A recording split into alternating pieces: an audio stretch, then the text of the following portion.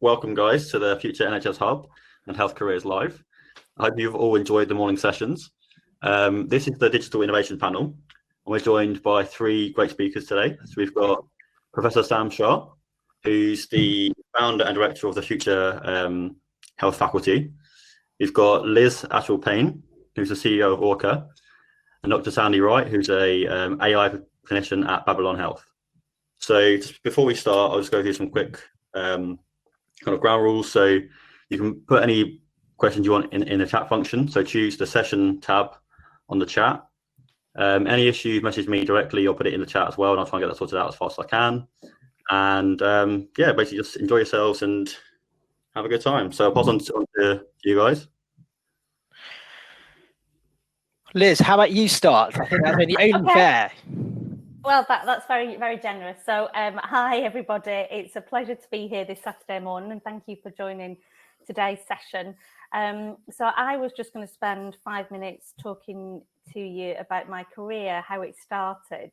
And so my background is I started my career in the NHS working as a speech and language therapist with a particular lens on complex paediatric care. And obviously now my role is founding chief exec at ORCHA, and ORCHA is an organisation that reviews and approves digital health solutions and then distributes that via digital health libraries and formularies so that healthcare professionals can know which products to trust and can prescribe them to their patients via text message. And the question I quite often get is, well, how did you get from being a speech and language therapist to being chief exec of what is really a technology company? And so I'm just going to share with you a little bit about my story and my career.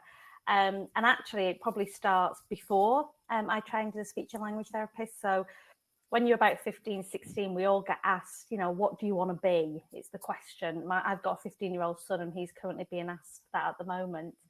And I just didn't know what I wanted to be, but I knew that I wanted to help people. And that sounds really basic and really simple, but that was my underlying passion and what I wanted to do. And I also knew I didn't want to be a doctor because I can't cope with blood.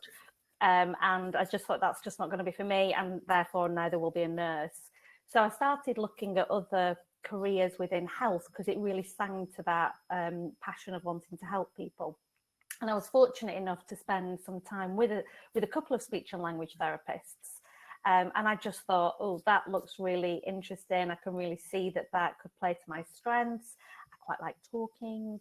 I love communicating with people. I'm an extroverted person. So I thought that could be the right opportunity for me.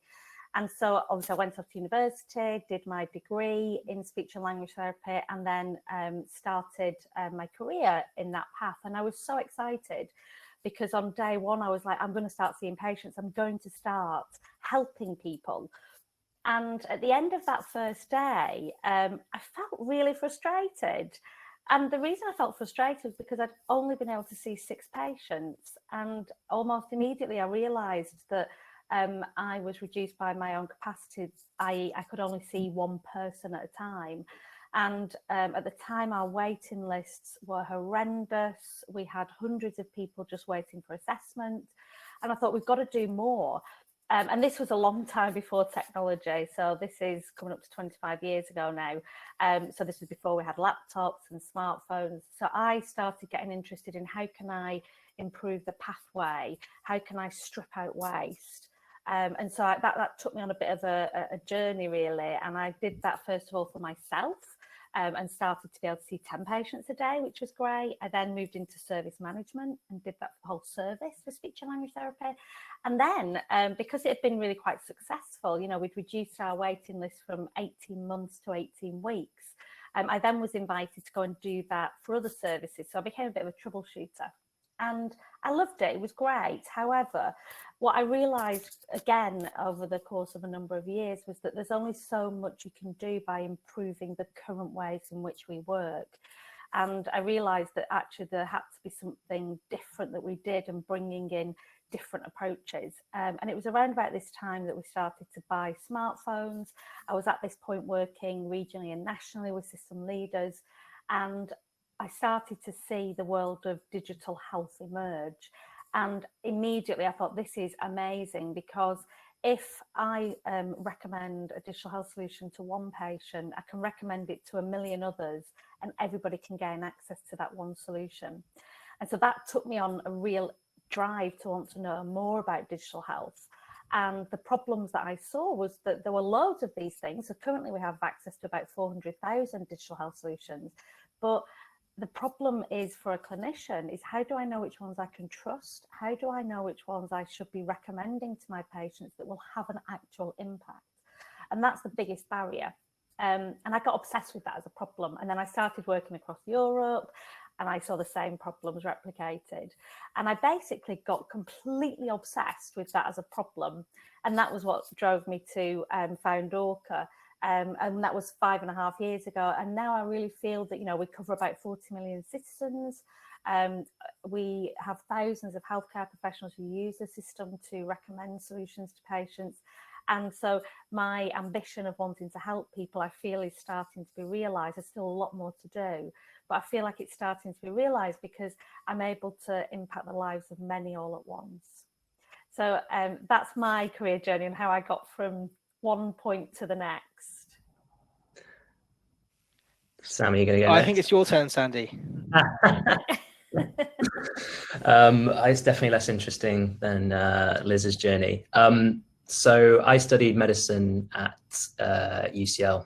And I think during my medical training, I think a lot of medics are, they have quite a sort of broad range of skills. They're not just sort of scientists, they're not just researchers, they're sort of communicators and a whole range of things. And I think I wanted to gain experience just outside of classical medical training in areas of sort of business and entrepreneurship and things like that. But at the time, I didn't quite know how to do it. And I think I wobbled a bit, and I thought, long term, do I want a career in healthcare? And actually, when I graduated medical school, I essentially took a year out and I tried to start my own business, which was completely non-medical. And I sort of gave myself a year to see if I could do something with it. And I was fortunate to sort of get a place on NatWest's Entrepreneur Accelerator. I was based up in Leeds at the time. And I had an amazing year trying to sort of launch this idea. And for a whole variety of reasons, which I won't go into now, it didn't quite pan out how I wanted it to. And I realized that actually, I want to practice as a doctor. And so at that time, I applied and did my foundation training, also up in Leeds. And that was amazing. I had 2 amazing years where, I had the highest highs and the lowest lows, as I'm sure you probably hear from a whole range of healthcare professionals today. And it was sort of during that time that I began developing an interest in sort of digital health and innovation. It was the time when I joined NHS England's Clinical Entrepreneur Programme. I was trying to launch an app for medical students and junior doctors to find learning experiences on the wards, and came up against some obstacles in the form of sort of data and clinical governance, which was completely reasonable. And I think it was a really interesting time because it was around when there was this sort of grassroots effort to try and give healthcare professionals the skills and knowledge to be innovative and be entrepreneurial. And, that was really sort of led by, Professor Tony Young, who set up the Clinical Entrepreneur Programme. And I think what we've seen subsequently from that is, loads of other sort of initiatives and programs like, Topple Fellowships and things, and we can sort of talk about those later. That sort of have come from that. But I think that was the start of it. And so wanting to get more experience in digital health, I came to the end of my foundation training and I was looking at medical training. What do I want to do? Do I want to be a surgeon? Do I want to be a medic? Do I want to be a GP? And I just, I didn't know. I wasn't in a position to make that decision at that time. And I saw that a company called Babylon Health were offering a 1-year fellowship it's called a clinical AI fellowship, and it was to provide healthcare professionals, doctors, with some of maybe the sort of the skills for digital product development. And you would be in the company for a year, you would work internally on one of their product teams, and you would gain a whole range of sort of skills that you may not get in kind of classical medical training. And that was things like learning about, they're not particularly exciting, but like clinical risk management, clinical product regulation, how to think about what your user needs are and design features around and products around that. And the way I sort of describe it is I'd swapped the multidisciplinary team from the hospital, which is, speech and language therapists, nurses, doctors, pharmacists, for a different type of multidisciplinary team, which was engineers, data scientists, product designers, product managers. And it was a fascinating experience.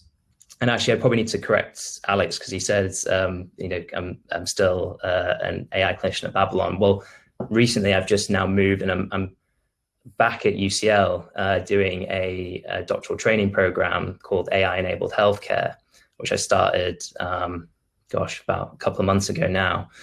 And I think, my reasons for doing that was sort of seeing that there was this kind of, digital future, not just for the NHS, but for many industries.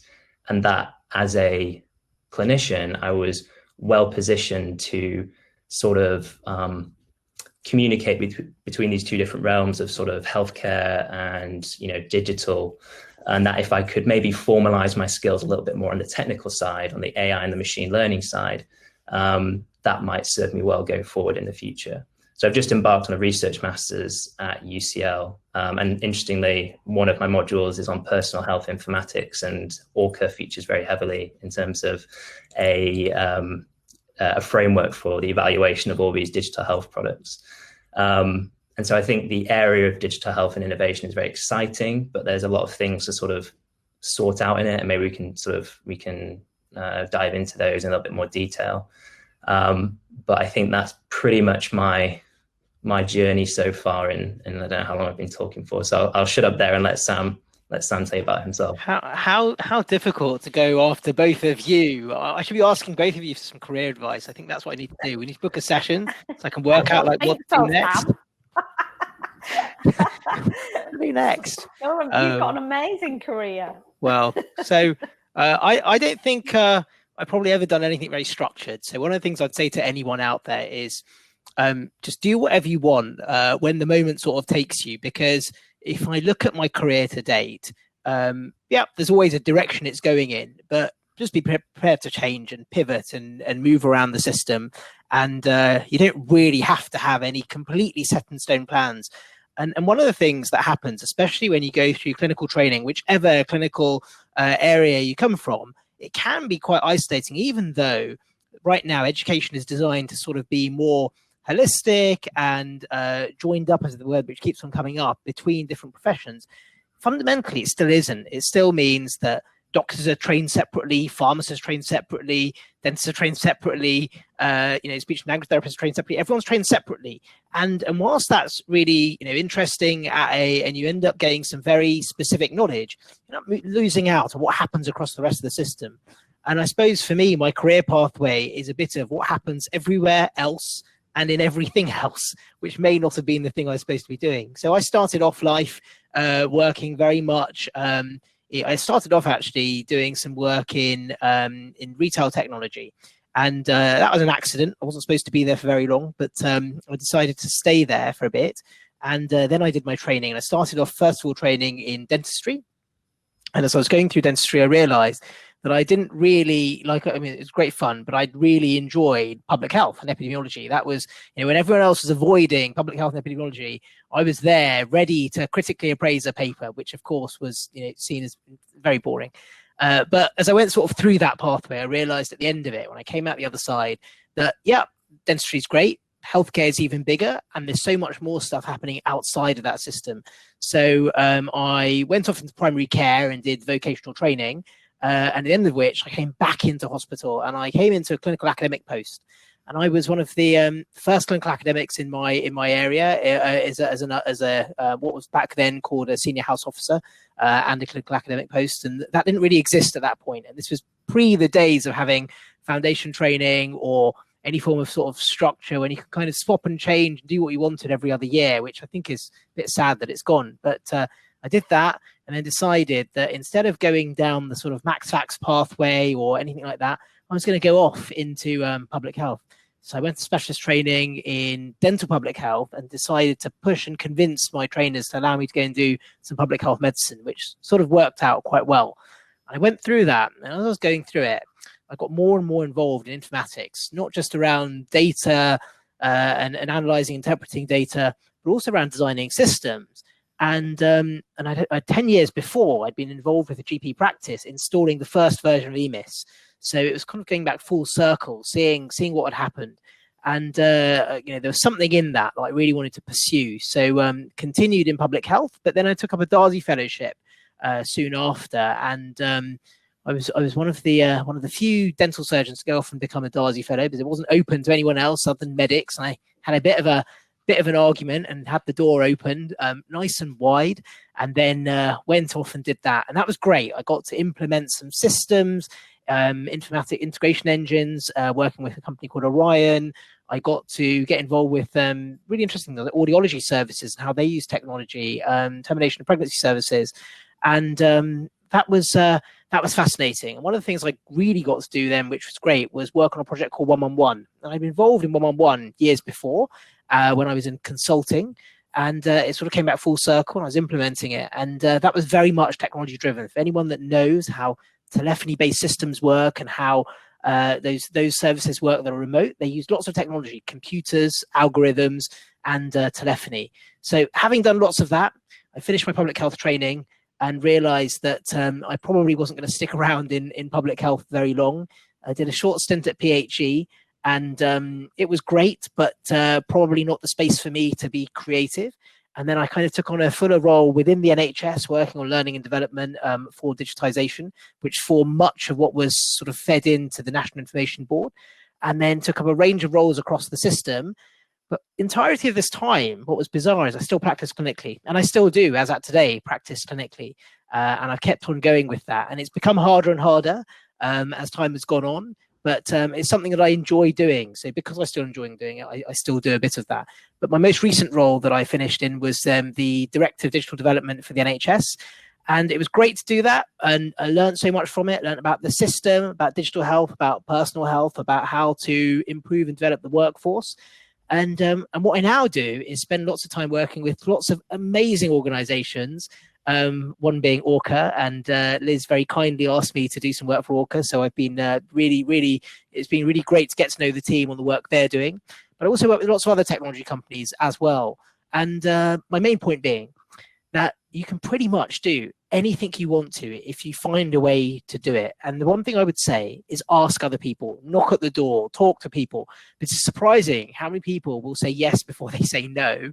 And my one piece of advice would be, if you're interested in a career in digital health, in informatics, in improving outcomes, reducing inequalities, and improving the experience of individuals, then a career in digital health is very fulfilling and rewarding. And there are so many facets to it. So I would say, look people up, go onto LinkedIn, go onto Twitter, find somebody that you want to talk to, and literally send them a message and say, can I have a virtual coffee? And they will give you your time, and they'll have a chat, and that will hopefully help you decide what you do next. But, you know, I'm sure you've heard from all three of us, you can have a really rewarding and interesting career. Amazing. Amazing, Sam. There's a couple of, Alex, I don't know if you want to introduce some of the questions. Well, so there's some questions coming up. So one's quite a big, heavy one. Is there anything that you'd have done differently if you were to do it all again? Who's that for? Liz, over to you first. Yeah, I mean, I'm happy to. So actually, so one of the questions I sometimes get asked is, what has been your greatest failings?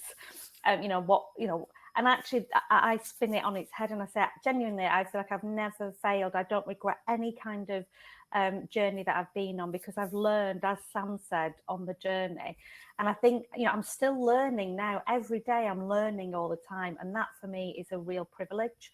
I think that the only thing that I look back, if I could go and talk to my younger self, is to just be a little bit more confident about who you are, and don't feel that you need to put yourself in a box and look like somebody else or act like somebody else. I remember probably about in my early 30s, as I was probably moving into more senior leadership positions within the NHS, I felt I needed to act a certain way.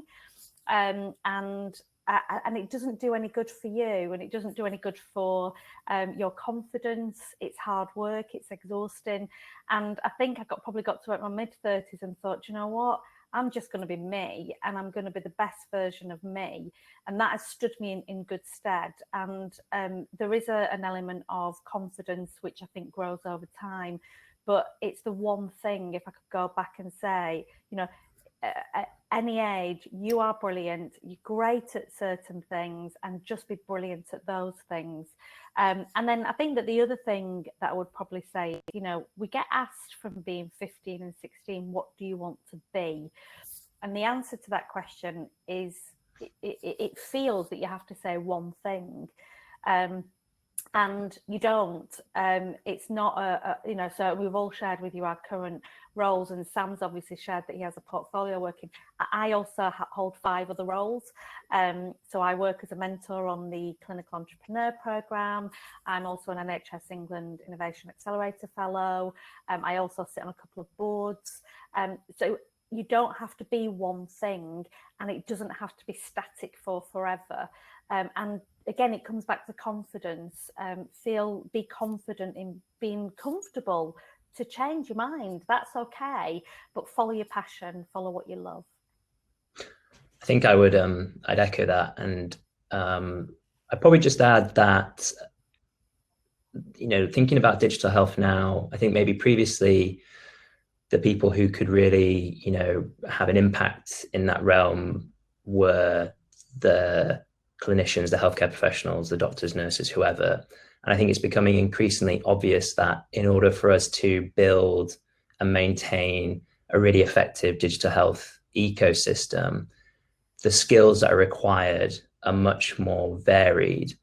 And actually, if you're in a situation where maybe, you're at school, you're thinking about what you want to apply for at university or whatever, if you think, healthcare, I want to make a difference, I want to reduce inequalities, all the things that Sam said, that's great. But the pathways for you to do that are so varied. And it doesn't necessarily, although I would encourage anyone who wants to become a healthcare professional to do so, you could become a software engineer, a data scientist, and work and be specialist in the digital health ecosystem. And you could have just as much impact as any doctor, nurse, whoever who has a specialism in digital health. So, think carefully about what you want from your career going forward, where your sort of skills lie, and don't sort of think that you have to fit into a certain mold in order to sort of achieve those, because nowadays the pathways are various and the skill sets required is huge. So yeah. Well, I would agree with both Sandy and Liz. And one thing I would say is that learn from every experience. Every single thing you'll go through will be an experience. Some will be uncomfortable, some will be more comfortable, but there'll be something you take from all of those things. And the one thing I'd say to you is there is nobody out there that is wrong or right. You'll get lots of different spectrums career advice based on people's own experiences. That's their experience, as is mine, as is anyone else's. You all know what's right for you, and don't be scared of changing until you find it. Hear, hear. So that was great. We've also got a question from Willem asking about entering digital health from a non-medical background. Well, I think Sandy's answered that one, but I suppose I'd question what you mean by non-medical, because non-medical may be non-doctor, but you may be in a completely different area, Willem. And but what I would say is it kind of doesn't matter, we've now seen this blend take place where we've got clinicians, non-clinicians, all working together for the same aim. And if you're interested in just helping people in society connect with healthcare, if you're interested in democratizing healthcare, you will find a great space for yourself to work in digital health. And there are so many companies in the ecosystem, everyone from companies that Sandy's worked with, like Babylon, ORCHA, and all the other companies that Liz works with, and things that I'm doing as well. And there'll be lots of interesting places for you to make a difference in. So to most definitely give it a go. Yeah, I was just going to add to that. So when I first founded ORCHA, I've shared with you my potted history, and you can see that it was very much public sector, very clinical, and I didn't know all the other roles and requirements that were needed to build something like ORCHA. I didn't have all of those skills, so I'm not a coder, I'm not a developer, I'm not a lawyer, I'm not a business analyst, I'm not a data scientist. And right at the beginning, I wanted to find a co-founder, and I knew that what I needed to do was find somebody with pretty much completely different skill sets and career history to me. And my co-founder is a lawyer by trade, and he's been a commercial director in a big corporate, and then he'd ended up actually becoming an NHS chief exec because of some of that background. So his background is completely the opposite to me. And that's why the two things come together so perfectly, because we're able to leverage each other's learning. And then obviously we had to build our development team, marketing and comms, all these different skills, which all come together. And, I think that to Sam's point, it's about collaborating, seeing the value in each other's skills, and underpinning all of that is your value base and your passion. So yeah, you absolutely don't have to be a clinician to do this work at all. If you've got that underlying value and passion, it will see you through. So I've got a question for kind of all three of you. In terms of starting a project or a company or something like that, how do you kind of make that first jump? Because obviously for a lot of people, they don't necessarily have all those skills like you just said, and that kind of knowledge about how to, I don't know, get the funding or that kind of thing. So how would you make that first leap? I think one thing I would just start off with is if you're wanting to start a project or a company, I think you need to be very clear on the problem. And I think starting with that, because you can investigate a problem that you think needs solving in great detail without having to give up your current position or relinquish responsibilities, things like that. But I think invariably when people all right, I want to start something, I want to do a startup, I want to start this business, they jump straight to the solution, and what they end up doing is building a company or a product that no one actually wants, because they haven't spent enough time really understanding the problem they're trying to solve for that healthcare professional, that specific group of patients. And so I think, before anyone makes any sort of big decisions about, wanting to go and get funding, wanting to, maybe leave their current role and, go into something full time, you have to have done the homework and really understood the user problem that you're trying to solve. I completely echo that, Sandy. It's so important. I mean, that was what got me into founding ORCHA. I was completely obsessed with the problem. I spoke to anybody who would talk to me about the problem of how do we get high quality digital health tools to people who need them. And that problem isn't necessarily experienced the same way by everybody in that ecosystem. So a clinician, a system leader, the payer, the provider, the person at the end, all these different, the developer, the innovator, really understanding what the problem is. And actually, that's what will carry you through, because I'm so passionate about the problem I'm trying to solve, and the solution keeps changing because the world changes. So the solution will change. If you become wedded to the solution, you'll just get more and more frustrated. And then I think that for me, I took seed fund investment. So investors invested in my idea very, very early on. And for me, that was like a very exciting opportunity, because I was given a chunk of money to test this. And I was fortunate enough to be put into touch with a couple of high net worth individuals who personally wanted to invest. There are lots of ways of getting money. There are pros and cons for each of those. It's, you know, if you get equity investment, people giving you money, they want a share of the company. It's a bit like a Dragon's Den type situation. You can get grant funding, which is, let's say, free money, but it's highly competitive. So there's always a pro and a con to how you start these things. But for me, I just wanted to start. I just wanted to solve the problem. And you know, I just iterate completely what Sandy said. And I think to iterate what Sam was saying, don't feel you have to do it on your own. Ask for help. People are extraordinarily generous in helping you, and don't be afraid to ask the silly question. You know, one of my first board meetings with my investors, somebody said to me, well, what's the P&L? And I was like, what's the P&L? And then they said, oh, profit and loss. And I was like, oh, right, okay, right. But don't feel afraid to ask the silly question. That's about this learning. And I have always asked the silly question, and that comes back to this confidence. So be confident to ask, because that's about you learning and being able to have a different conversation. And you know, just to add to that, don't be worried about failing or something not working, because you will learn so much from going through the experience, and you will probably do it again. But if you've somewhere inside you got that sort of entrepreneurial spirit, you will learn from that, and you will take so much to the next thing that you do. And it might be the first thing you do is amazing, or it could be that the next thing will be. But whatever happens, you'll build a network, you will be part of a community, you'll connect with others, and you'll learn about the process. So give it a go.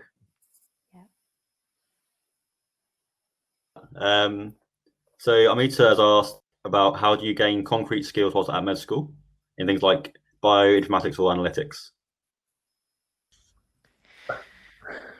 Well, I might start off. See, one of the things I did, I didn't really go in very much. That's probably what happened. That's probably not the best advice I should be giving now, and it's probably something I shouldn't say to my own students.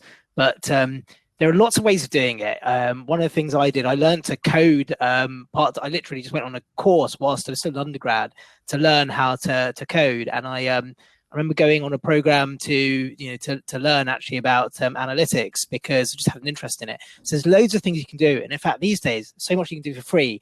I sadly come from the point which before most people had the internet on their phones, and so it was much more difficult going to the library and sitting there looking for these things. Now you've got it at your fingertips. So have a search. So whilst you're still at med school, see what other programs and courses are available, either in your own organization or elsewhere, that you can tap into and do. And now there's lots of short courses available, and quite a few at the moment that are online and free. So have a search, but you will find things. If you're interested, just give them a go. A really good company that I've done some stuff with is called Faculty, and they have some courses available, mainly in the space of AI.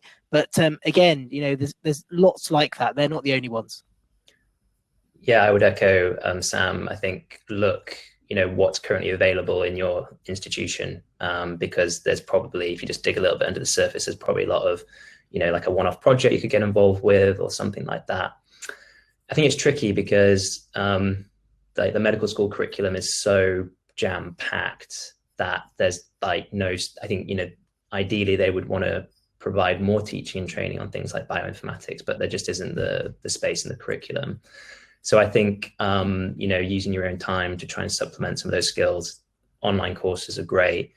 And I would almost say, don't, you know, think about how you can lay like, you know, some foundational skills down. Don't worry or like think you have to kind of go into some sort of super, you know, niche bioinformatics project or analytics project. It doesn't necessarily have to be in sort of healthcare, but if you can learn sort of the underlying foundations, approaches and skills, that would set you up. And whilst you're in medical school, that's a great time to do that, because then you've got the groundwork when you graduate, that you have that baseline knowledge and you're ready to sort of launch into, you know, a more significant project or something like that.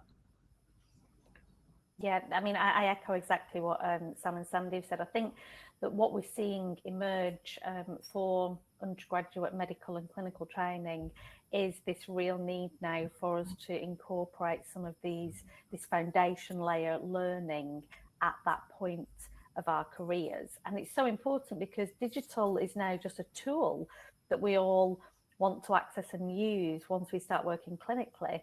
In the same way that medics are taught about drugs, we now need to teach them about some of these other tools and techniques that we can use. And we are starting to see that emerge.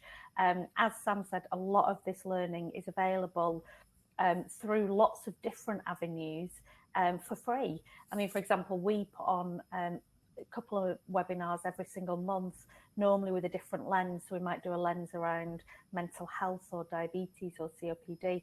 They're free, anybody can access them, and they're all recorded and available. So if you're really interested in something, you know, as Sam said, just search for it, ask for help, back to that question, use your network. And the other thing is, you know, reach out to companies. You know, we're not scary. You know, ask us. You know, we happily run internships and apprenticeship schemes, and just even come and shadow somebody for the day and ask them for their advice. So Sarah has asked, can you give her an example of when and how you've used research problem? Well, absolutely tons there that we could probably talk about. But one that sticks out for me was when we were designing something called 111 online. And we tried lots of different things, but the best thing we did is actually did a little bit of research. We and research in two different forms. There's the sort of formal research that we did, where we hired a university academic partner to undertake, you know, fairly involved research around patient flows, around the epidemiology of disease, and who is most likely to end up in an online pathway that we treated. So that was great, and that was very, very sort of involved research. But the social research was the most important. That was probably the best bit that we did. We had people sitting in cafes, and literally in cafes, talking to just people out there, getting their views on using an online platform. And that was where we definitely learned the most. That social research we undertook around, and you know, what a lot of people refer to as user research, was the best thing that we could possibly have done to have come up with the final sort of design for an online platform for urgent care. That's mine. I think user research is so important, and I think, you know, from my time at Babylon, you know, that you have, you know, teams of people who are looking at like the analytics of, you know, the different products we have and seeing, you know, well, how are people interacting with them, where they're dropping off, you know, how can we encourage people, you know, to use these. But actually, when you get someone to come in and sit down and you ask them questions and you find out like about their background and, you know, what they think about your product and, you know, why it's not working for them or how it could work for them better, the insights you get from that are so much more than just sort of the, you know, the graph on the screen that you might get from your, you know, Google Analytics dashboard or something like that. So I think goes back to kind of my thing before about, you know, understanding the problem you're trying to solve. You can't understand that problem unless you speak to the people who have that problem. And I think that's where, you know, you're getting like, you know, 90% of your insight. And you can get 10% maybe from like, you know, some other methods, but speaking to people and understanding where they're coming from is the key. Yeah, the one that, so I mean, as ORCHA, we invest quite heavily into research because there's still so many unknowns in this space of digital health. So that was a bit of, again, an underpinning foundation for us when I founded ORCHA. It was really important that we had a research thread because the world's changing all the time, so it's not just static. And I think that one of the biggest things that we've done is that social research that Sam touched on. So we run a lot of population and public facing surveys and questionnaires to ask people what they want from the world of digital health. And I think that the biggest impact that's had is it's actually really busted some myths around this space. So the immediate knee-jerk reaction is, oh, old people, what do we mean by that? But old people don't want access to digital health solutions. Well, it's a complete and utter lie. You know, for our older communities, and if I just quantify that as people who are in retirement, actually people who are retired have got a little bit more time on their hands. And so when you look at the Ofcom reports, the highest users of smartphones are people aged 65 and above because they've got the time. And then the people who are really passionate about making sure that their health is maintained and they have a healthy life is that community, because they're getting older and therefore their health has become more important. So it's been interesting. I think that the other thing has been some of the myth busting and really thinking about how we can support other groups of people like homeless people. So one of the things that's come out from that social research is that homeless people don't necessarily have a registration with a healthcare professional or a healthcare setting, but they gain access to healthcare via their smartphone. And they all have, most of homeless people have a smartphone. So I think it's, for us, it's really helped with some of that myth busting, and then being able to go back to healthcare systems, not just in this country, but internationally, to help healthcare systems to think a little bit differently about how they can use these tools to really support some of the big, wicked problems. I totally agree. Thank you for that. So Thomas has asked about how far we think that AI is going to kind of move in medicine, and how much it will become the norm in the future. That's a big question. Very. I think if I can start off, I think a few things I would say are AI in medicine is a really exciting area, but there are a lot of caveats. And I think in the first instance, the vocabulary around AI is bad, and we need to improve it, because it is this ever expanding term that is encapsulating more and more different sort of approaches and techniques. And I think all that really leads to is sort of confusion. So I think we need to sort of think about how we evolve kind of how we talk about AI in healthcare, because it doesn't really do justice to sort of the nuanced ways that different researchers and different companies are trying to tackle some of the inherent underlying sort of inefficiencies and problems in the healthcare system. That's one thing. I think the second thing is, and it relates to the first, is there's a lot of hype.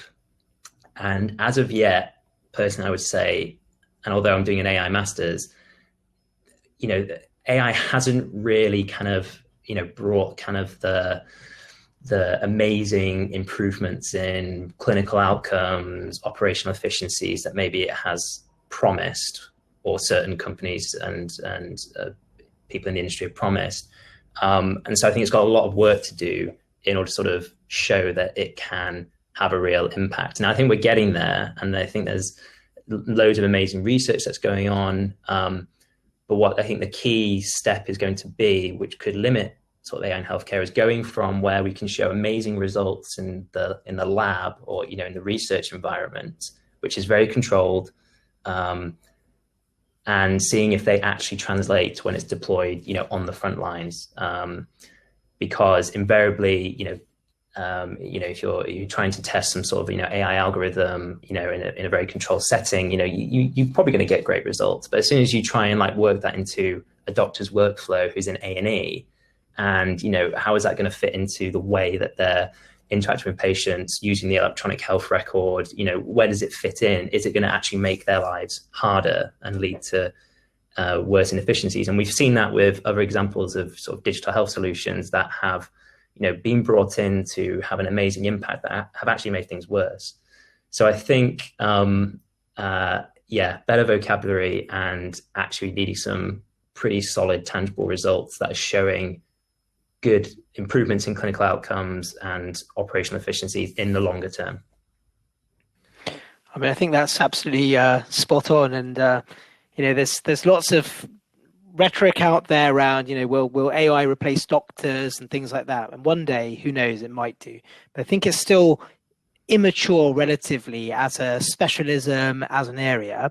What I would say is we should all, of course, completely embrace it. But it's an umbrella term. It means lots of different things to different people. And I remember going to all sorts of places around the world where people want me to say things about AI being the next thing. And of course, AI is important. We you know, like any part of medicine, it's going to be here for a while. We've got to embrace it. But I think what we have to accept is that it's so broad, it's so early, and we definitely need a lot more research. Now, there's those things that what I call the healthcare technology end. Those things that aren't necessarily interventional, which will probably accelerate a lot faster. They're less regulated. At the more regulated end, where medicine, drugs, technology get combined. So in combined technology, and where AI is part of those things, we have to take a lot more care. And we have to think about things like clinical safety. We have to think about bias. We've got to think about the outcomes and the individuals be affected, and how do we deal with risk and identifying risk. And so there's a lot more to do, but that shouldn't dissuade us. It should just make us want to be better and put in better systems of governance, control, and regulation to help make it happen. Just to pick up on what Sandy was saying there, so AI is a very broad umbrella term, and people have started to use it, I think, in a too wider umbrella term. So if I bring it into the world of medicine, it's a bit like saying, will drugs help? So yes, but which drugs and when? And within the world of drugs, we have on general sale to controlled drugs, and it's the same within AI. What we're talking about, and it depends. And then I think that you're right. That piece underneath about research and understanding applicability in a very specific area. Where will this AI piece have an impact? So I think that we're on a journey, and we're really at the beginning of that journey. So for me, I liken things to the world of drugs quite often. And when we started, thinking about, for example, antibiotics, we use penicillin for everything. And we don't do that now. So we're on a journey with AI. And I think that what's going to happen is we're going to learn more about what elements of AI mean different things to different people at different times. I think maybe just to add quickly in terms of, how, because the second part of the question is how far computer modeling sort of become the normal in digital medicine and healthcare management. I mean, currently, if you're a healthcare professional, working in NHS, you already have a whole range of sort of, digital tools at your disposal. And one of the biggest changes in sort of the way healthcare has been delivered, in the past few decades is moving to the use of guidelines, and the NHS and NICE are putting a lot of work to create these sort of pretty structured guidelines that help clinicians ensure that patients are put on the right types of drugs and they go through the right investigations and things like that. So we're in many ways we're already kind of handheld in some respect, and the sort of the AI tools that may come online in the future will probably just be sort of a further sort of addition to that. It's not some massive, we shouldn't think about it some massive step change, something we're going to step back and just let some robot do a ward round. It will just be sort of the next iteration of how healthcare professionals are supported. Yeah. And I think the best thing that AI could do is free up healthcare professionals to do the thing that they can do best, which is interact directly with patients. And take away some of the burdensome back office manual task sort of things that they get weighed down with at the moment. Quick question, and it's based on, in terms of a lot of these technologies that have been kind of put in place in medicine, how do we teach them in med school when they're evolving so quickly? So it takes time to add them to a curriculum, and by the time you have, they've already moved forward 4 steps. So I would start off with, should we even be teaching it in a medical school environment? And that's really controversial, because the question is who teaches you? If it's going to be the academics who are in these organizations, they probably know less about it than you do. So I would say, actually, flip it on its head. If you've got an interest on it, go and find a way to learn about it from outside the environment where it's happening in the real world.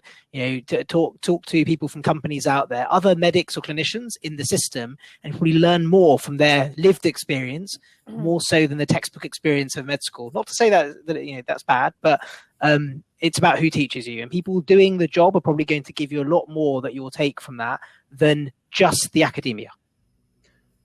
I agree, and I think one of the things that med school tries to do is teach you, the underlying principles of, the human body, physiology, anatomy, which enables you to understand, symptoms and diseases from kind of first principles, because you understand how the body works. And I think at a minimum, the thing, or as a maximum, the thing that med school should do is really maybe, provide students with that ability to sort of critically analyze these types of technologies, or understand how they kind of work at a sort of fundamental level. and then allowed them to sort of, research that more in their own time. But if they have that kind of like baseline understanding, then that would, we assume that kind of the people getting into medical school, they have this sort of, ability to critically think and appraise, and like you would appraise a clinical research paper, you should have the ability to clinically appraise, a digital health technology. And just to add to that, I think, having some foundation understanding is really important, but it's the same for any clinical or medical training. There's a reason why we have continuous professional development and re-registration. Drugs change all the time, therapeutic interventions change all the time, and digital changes and enhances all the time. So for me, I think that it's about, as Sandy and Sam has said, you just need to get a broad understanding of those foundation principles, but it's a never-ending learning cycle, as with all of our clinical elements of work. Thank you for that. So Faziha has asked about digital health and dentistry in particular. So I guess, Sam, that would be your forte. Hello, Faziha. So digitization dentistry, I think it's like any other part of healthcare. It depends how much focus we put on it. So dentistry's got lots of technology in it already. It uses radiography in interesting ways, and probably more so than most other parts of the system. However, the rest of dentistry hasn't really moved very much in the UK. If you go to places like the US or elsewhere, you see lots of technology around scanning technology to produce devices. There's good use of VR technology to provide a concept of what an implant might look like, which is used in the hip in the same way that it's used in the mouth. So those things have happened well elsewhere. If we take the NHS in the UK, it probably won't change very quickly. And fundamentally, it comes down to the way in which we commission, fund, and resource dentistry in the UK. If we look at the health budget, only about 2.6 billion of healthcare expenditure goes on dentistry versus the 140 billion. And so the chance of digitization becoming a reality in dentistry seems fairly slim in the NHS. But what I would say is if you're interested in digital dentistry, there's a whole group involved in that area. Drop me a note, be welcome to join. And there's some people out there trying to work on this right now to work out what we can do for patients at the citizen end, what we can do for clinicians working the system, and also around advanced analytics. So drop me a note and happy to speak more about it. So Willem as well has asked about, he's doing research on digital health interventions soon. Would you advise doing quantitative or qualitative analysis for this? In academia, I would say probably both. Mixed methodology is now my preferred approach. And I'd say anything that allows you to do both of those things is a good thing. It fundamentally depends on the question you're trying to answer. So depending on the question, the methodology you've picked, that will make a difference. But ideally, I tend to find it's more interesting when you've got a mixture of both, a bit of involved quant and some qual. I would have said exactly the same answer, Sam. I think the only other thing I'd just add to that, I think one of the things that I quite like seeing is more longitudinal studies as well. So you can, people's expectations and experiences are changing quite rapidly. It's only 12 years ago that we all started to buy the smartphone. And so our experience of using digital is changing over time, as is the experience for healthcare professionals. So I think having a piece of research that completes is really great, but then running it over a longer period of time to see how these things are changing. Again, it comes back to the question you're trying to answer, though. That reminds me of sort of the question of behaviour change in healthcare. And obviously, digital health and behaviour change kind of go hand in hand. And everyone's sort of trying to figure out how we can use or sort of enact great behavior change through digital health technologies. But a lot of what sort of the research is showing is that although it may show a benefit in sort of the initial period, actually, if you do those studies for longer, those behaviors aren't maintained. But so it's a bit of, you have to do those longer term studies to actually realize if we need people to maintain better health in the longer term.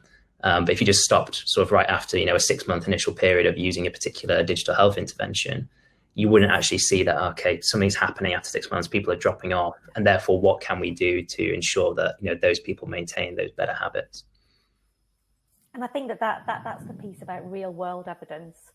So that's what we're at ORCHA really interested in at the minute, is what's the real world evidence of people using digital health solutions over a longer period of time for different demographic profiles, because it's not a one size fits all. And in the same way that we do that for drugs, you know, we don't just do a clinical trial and stop. We're continuously assessing the impact of these drugs on our communities. We need to do the same. So yes, I mean, those are the kind of research studies that I'm always excited to read about and see. But Willem, you've probably only got a few weeks for your project dissertation internship. Yes. So pick something that is not too difficult and try and narrow it down to a small topic, and something that you can realistically find time to do and complete. Because as you'll discover, the process of marking your dissertation is not really based on the content, sadly, but the process. So I've given it away now. Yeah, they got pragmatic as always. Fabulous advice from Sam. So Liz, this is more for you. Do you think that with smartphones kind of becoming, you know, like more and more health and like mHealth driven, that patients are becoming more aware, kind of educated and autonomous about their health? So it's a really good question, and just to give you some foundation information. So I think I mentioned there's around about 400,000 digital health solutions available to us, and every day 5 million people will download a health app from one of the app stores, and that's increased since the start of COVID by 25%. So pre-COVID, it was 4 million downloads every day. And that sounds really exciting, but it's actually a bit of a concerning landscape, because our research has shown that only 20% of that landscape in the world of digital health is actually safe, and could be used in the way in which the product's describing. So what we're seeing is most people are downloading potentially, dangerous products. And that's where some of these unintended intended consequences come from. So, you know, there are hundreds of products out there on the marketplace today that say if you put your thumb on the screen, it'll tell you what your blood glucose levels are, what your blood pressure is, whether you've got HIV or not. Obviously, these things don't work, but these have been downloaded tens of thousands of times. So I think, yes, our populations are turning to digital. Particularly since COVID, people, you know, are living in lockdown and quarantine type situations, so they're looking at what digital can do to help them. But I think that particularly as healthcare professionals, the reason we're passionate about supporting workforce development is because as a trusted healthcare professional, patients look to us to advise us on what we could be using to help ourselves with our health. And if we don't know, how can we give that advice? Because the first thing we really need to do is reduce the gap of the problem that sits there, which is lots of people downloading bad products, and people are more interested. Obviously, the numbers speak for themselves. Thank you for that. Are there any more questions from the attendees? We've got 2 minutes left, I think. If there are any more questions.